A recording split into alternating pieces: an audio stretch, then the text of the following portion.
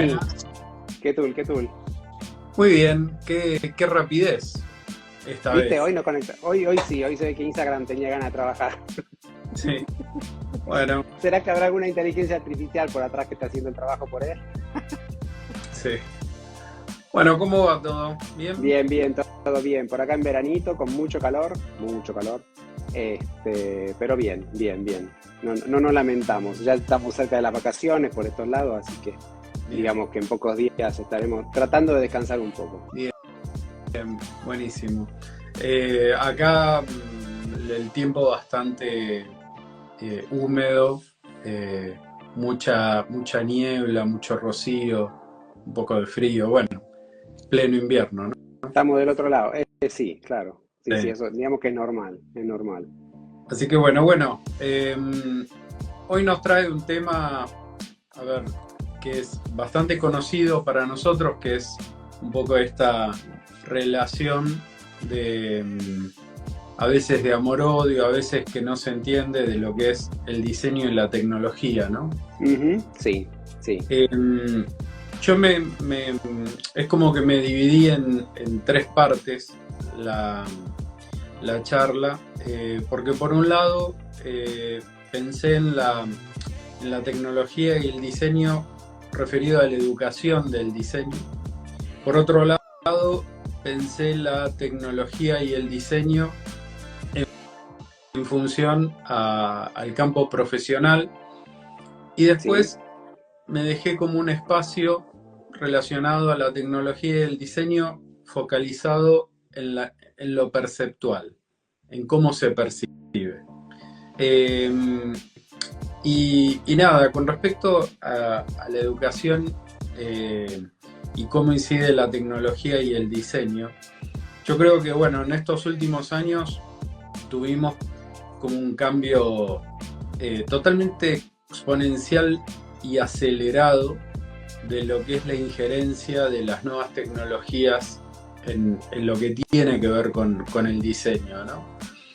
Eh, Pensado principalmente en función no sé, yo siempre hablo en mis clases, cuando doy una teórica, en esto de la percepción de lo artificial y lo real, que muchas veces pasa y que lo resumo en algo muy sencillo.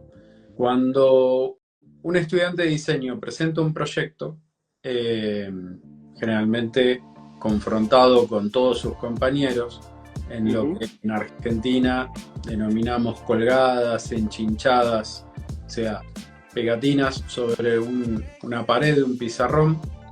Eh, lo que pasa muchas veces es que uno ve un trabajo y, y ve desnudo el trabajo de Photoshop, de Illustrator, de InDesign, en muchos de esos trabajos que por ahí vemos expuestos.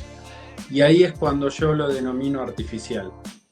Ahora, cuando nosotros vemos un diseño y lo vemos plasmado en una pared y lo compramos por todos lados, ahí es cuando yo hablo del diseño real, que es el diseño que entra y que uno se pone en la piel del cliente y lo compra, ¿no? sí, sí. Eh, que yo creo que hoy por hoy se visualiza mucho esto de lo artificial o lo real, en lo que es obviamente lo académico, ¿no? El estudio del diseño, que, que hay muchos estudiantes que por ahí se lanzan y plantean proyectos de diseño que tienen como una mirada muy parcial, ¿no? Y se ve mucho el recurso gráfico del programa y no del diseñador. Y no del diseñador. Sí, mira, es un análisis muy interesante este que haces, porque sobre todo para una generación como la nuestra que vio un poco tres etapas, ¿no? O sea, cuando empezamos, cuando estudiamos, cuando empezamos a trabajar, que era todo manual, absolutamente analógico, un periodo, digamos, en mis últimos años de estudio, que empezamos a ver las primeras computadoras que algún amigo tenía, que entonces nos empezamos a acercar a lo que era el apoyo tecnológico para nuestro trabajo, era una cosa realmente muy periférica en ese periodo. Y después de a poco, o sea, después pasamos al momento, a una práctica profesional en la cual la tecnología, Photoshop en nuestro caso, Illustrator, InDesign y todo el software que nos está permanentemente girando alrededor, empezó a hacerse común y empezó a hacerse un instrumento que es tan habitual como en su momento una tijera o una trincheta, ¿no? Y ahora entramos en una tercera etapa en donde empezamos a ver justamente esos instrumentos de los que hablas como un artefacto, una cosa no del todo natural, algo en algunos casos forzado. Y tiene mucho que ver con eso también, tiene que ver mucho con, no sé si llamarlo profesionalidad, sino justamente con la práctica que uno adquiere a través del tiempo en el uso de los instrumentos para evitar que se vea ese aspecto ficticio del resultado final. Ahora estamos entrando en otra etapa, en una etapa donde el ficticio de algún modo se está buscando, o sea, la inteligencia artificial, después por ahí tocamos este tema, empezó a retomar esa intencionalidad del ficticio. Pero sí, o sea, entiendo tu punto de vista desde lo académico, en el cual durante estas colgadas, durante estas exposiciones de una clase, donde los estudiantes exponen lo que hicieron, en muchos casos se ve este recurso forzado que da el software, ¿no? Sí, y que hace que el diseño quede artificial, ¿no? Que no quede real. Igual, en ese sentido, y un poco yendo a esto de la confusión que hay de la tecnología inmersa en el diseño, que algo que se confunde muchas veces es que se habla que la tecnología agiliza todos los procesos de diseño, ¿no? Y yo no estoy tan de acuerdo con eso, porque yo creo que se agiliza en muchos sentidos, salvo en uno. Y es tal vez ese proceso por el cual todavía hoy la inteligencia artificial no es tan permeable. Y tiene que ver con el pensamiento conceptual del diseño. Sí. Que yo lo que creo es que la tecnología obviamente que agiliza un montón de procesos, pero el proceso de la ideación creo que todavía no. Digo creo porque viste que pasan los años, por lo menos estos últimos, y tenemos como una cascada de crecimiento, de evolución, de cambios relacionados con la tecnología. Entonces digo siempre creo. Pero eso no quita que al día de hoy yo creo que todavía lo conceptual no está agilizado por medio de las tecnologías. No, yo creo que para nada. Y estamos ahora en un periodo en el cual de la inteligencia artificial como la conocemos empezamos a entrar en esta inteligencia artificial generativa, ¿no? Que por definición tendría que ser un tipo de inteligencia artificial que genera por sí sola. Genera por sí sola en base a una serie de inputs que le damos nosotros como seres humanos. O sea, por sí sola considero que ese tipo de tecnología no va a llegar a tener, y si llega va a tardar muchísimo, a tener un nivel de pensamiento proyectual, de pensamiento conceptual profundo, o sea, original, de hecho de poder evaluar qué tenés sobre la mesa y poder sacar ideas nuevas, no justamente una reelaboración de lo que estás viendo. Sí, a ver, en cuanto a lo generativo, por ahí sí, la inteligencia artificial en donde está interactuando mucho es en la optimización de tiempos para resolver, no sé, a ver, cosas muy básicas y puntuales para nosotros, ¿no? Yo trabajo para una empresa que hacemos, o sea, tengo uno de mis clientes que es una empresa muy grande que realiza infinidad de gráficas para infinidad de medios, soportes, muy grande. Entonces, ¿cuál es el tema en ese sentido? Que vos trabajás con una imagen o 1000 imágenes que tenés que resamplear en diferentes formatos. Y ahí es donde Sí, radica el uso de la inteligencia artificial, ¿no? Que muchas veces me pasa que tengo que utilizar una foto de campaña, una imagen de campaña, que naturalmente era rectangular apaisado y la tengo que usar hipervertical o hiperhorizontal. Y bueno, ahí que te es falta donde, material y decís, bueno, claro, decís, bueno, ¿de qué me disfrazo ahora? Y la inteligencia artificial relacionado puntualmente al Photoshop, por ejemplo, sí. lo que nos permite es poder regenerar los espacios que por ahí no tenía. Entonces, desde el oficio, muchas veces la inteligencia artificial te permite ganar tiempo y en eso sí la tecnología incide, ¿no? Sí, digamos que es, claro, o sea, en realidad la función de la tecnología, al fin de cuentas, creo que va a seguir siendo por un buen rato más o menos la misma. O sea, un rol de soporte. El hecho de decir, te acelera o te facilita o te simplifica más que nada ciertos procesos. O sea, esa foto de la cual hablabas vos, ¿no? A mí me pasa con alguno de mis clientes, por ejemplo, no sé, estás filmando a un deportista, porque yo trabajo, por ejemplo, con una clínica de medicina deportiva. Estás haciendo toda una secuencia de tomas con un atleta que está haciendo una serie de ejercicios.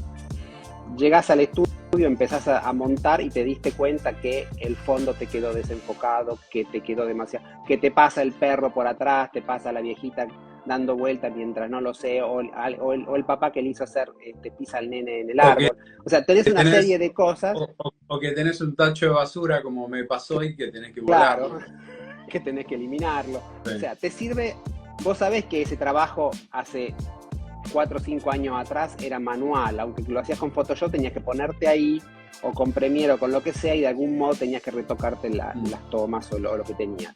Ahora todo ese proceso viene, está de algún modo simplificado, pero de todos modos sos vos, ser humano, que tiene que tomar conciencia de que ese elemento no funciona en ese contexto.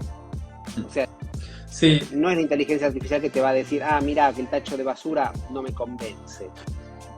no, tal cual, no genera reflexión, Claro, claro, exacto. tal cual. Y después, bueno, otro de los puntos también tiene que ver con el hecho esto de lo perceptual que te decía, ¿no? Ujú.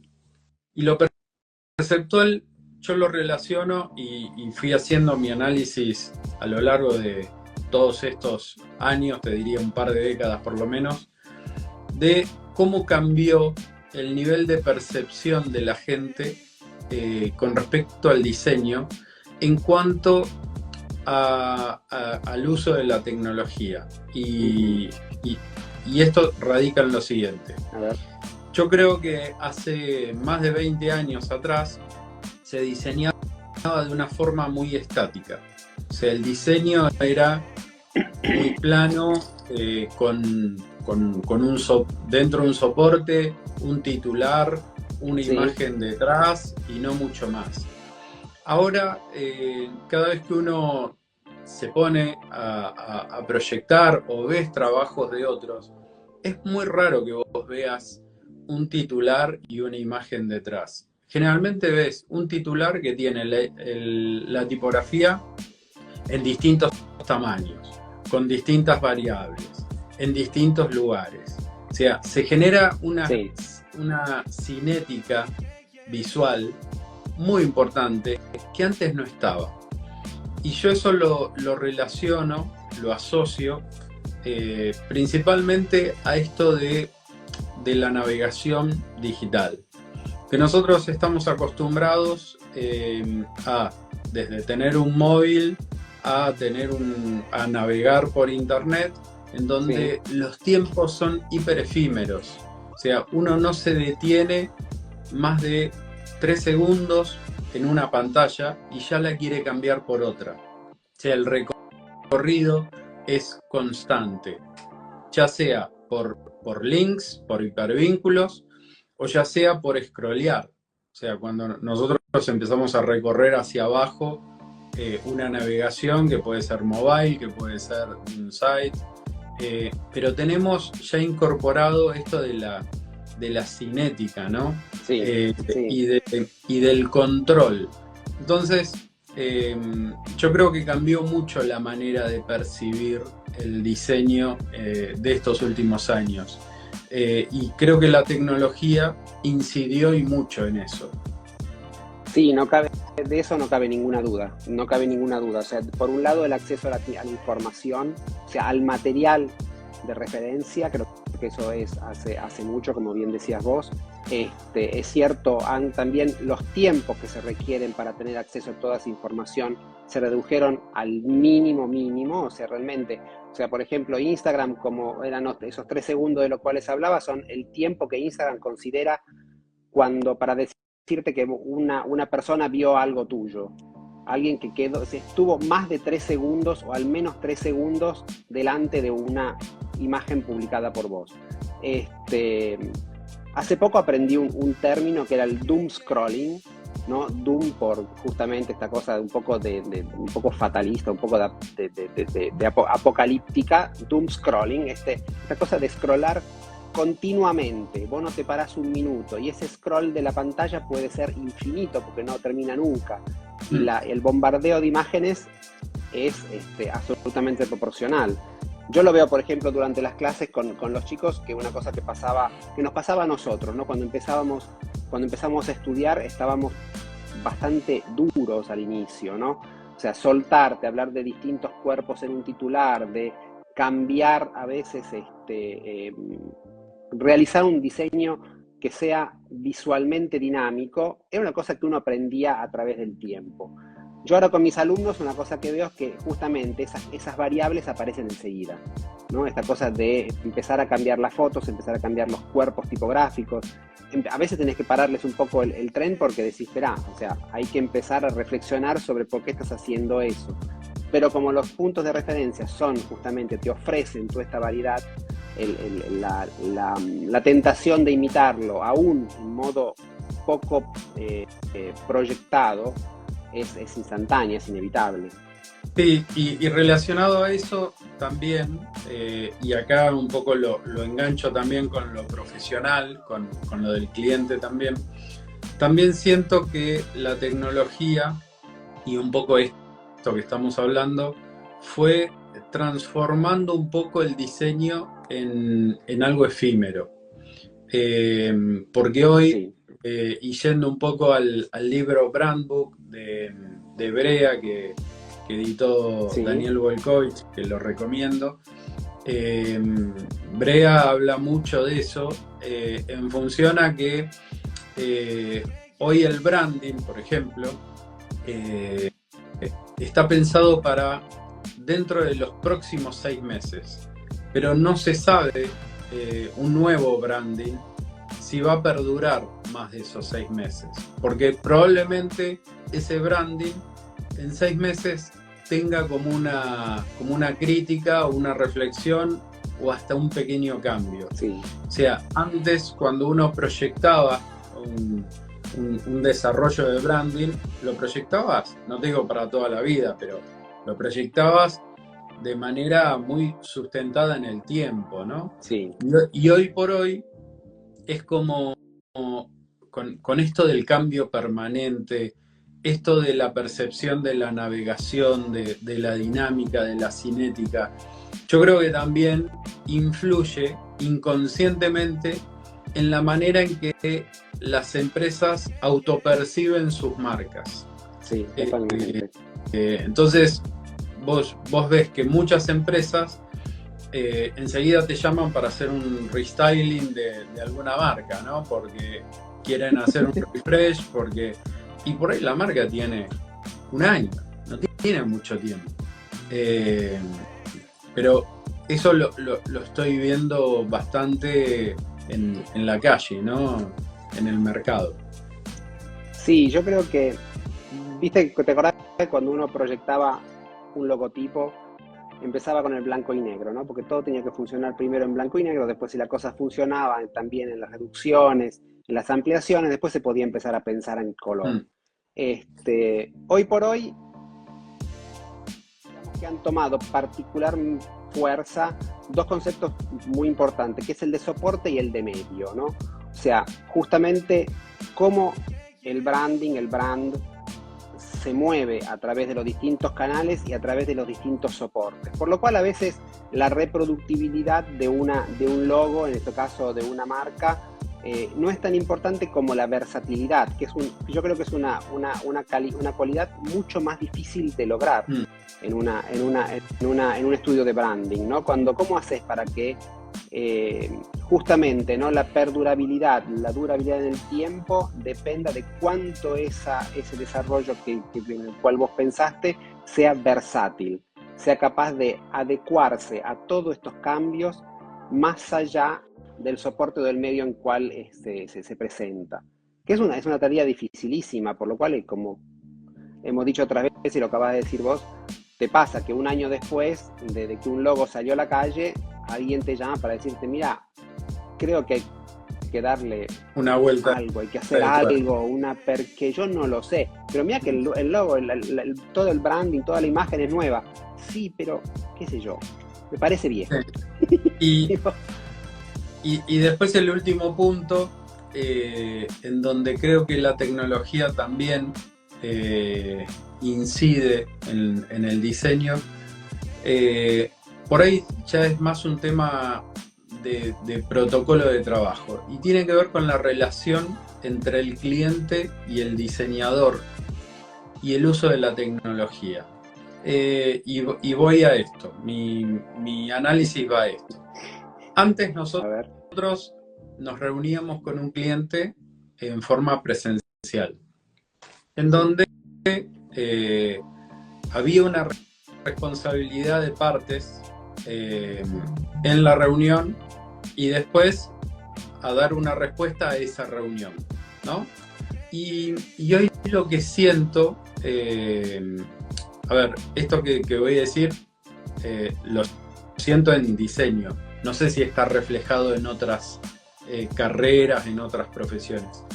Pero lo que estoy sintiendo últimamente es que hay como una falta de, no sé si dignidad, pero de responsabilidad por parte de muchos clientes que a la hora de reunirte para hablar de un proyecto, como es a través de una cámara, muchas veces, sí, lo minimizan la reunión. Y después es como que queda todo en una nebulosa. Y lo digo porque me pasó hace poco. Me pasó hace poco de tener una reunión con un cliente en donde, nada, me plantea un proyecto, una necesidad, sin brief. O sea, necesito hacer una casa, ponele. Pero, bueno. No sabía cuál. ¿Una casa de qué tipo? Ah, bueno, no la tengo. Digo, bueno, entonces, hagamos una cosa. Mandame por mail qué tipo de casa te gustaría. O sea, una lista de deseos. Y yo en función a eso, te hago un presupuesto. O sea, presupuesto del trabajo. Claro. Y nada, y no quedó, o sea, nunca me respondió nada. Como que el tiempo del diseñador, como está enfrente de una cámara, es menos importante que cuando vos te juntabas, siento eso, que cuando vos te juntabas en forma presencial. Como que se menosprecia un poco el trabajo del diseñador, un poco por eso. Eso es lo que percibo. Cuando falta el verse físicamente.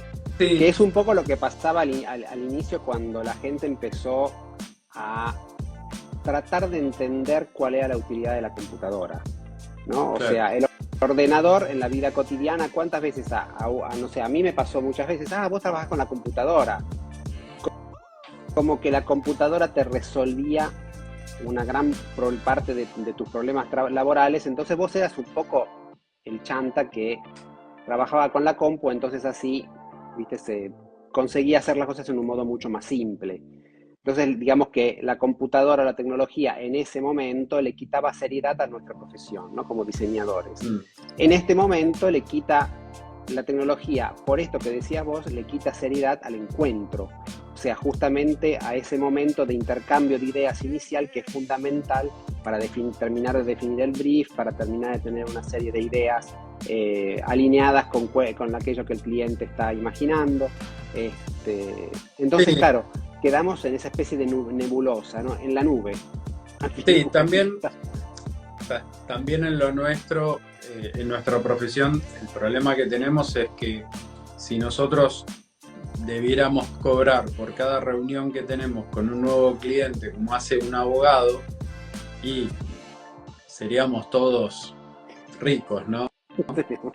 Porque la realidad es esa. Uno muchas veces tiene reuniones con clientes que obviamente son para empatizar, ¿no? Sí. Y muchas veces se menosprecia, creo, un poco eso.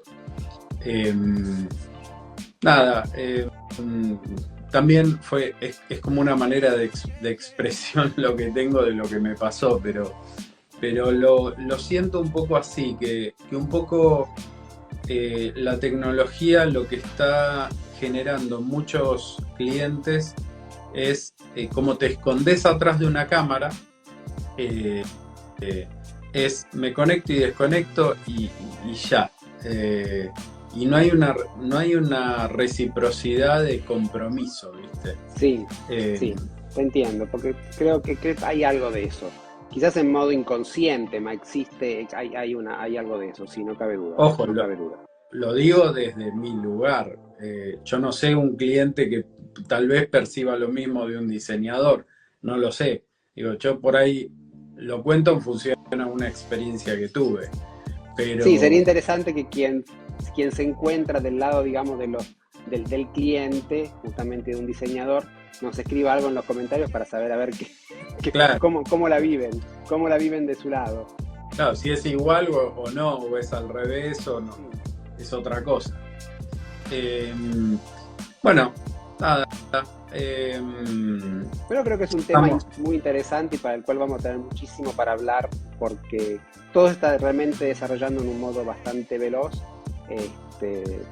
Se hablan, digamos, ahora después de agosto para, no sé, septiembre, octubre, de la incorporación de inteligencia artificial también en más de un sistema operativo de nuestros teléfonos, y eso va a dar, digamos, mucho tema para hablar, o sea, mucha letra, porque está entrando cada vez más, está colaborando en algunos sentidos mucho con nuestro trabajo.